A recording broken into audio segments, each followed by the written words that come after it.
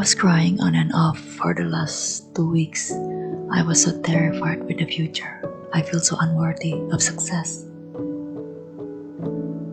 I know this is not a bad thing at all. Life challenged me so hard and I felt so powerless, and in the same time, I know it's not true.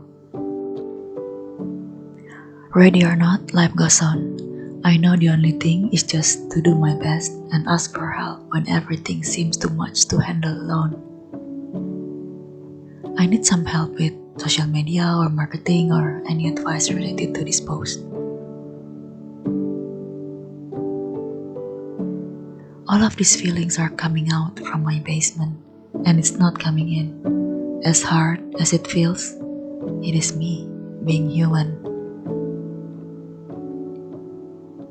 I believe everyone has its own signature. It is how bad do we truly want it? Will I fight for my greatness? I'll take my first step now. Thank you so much.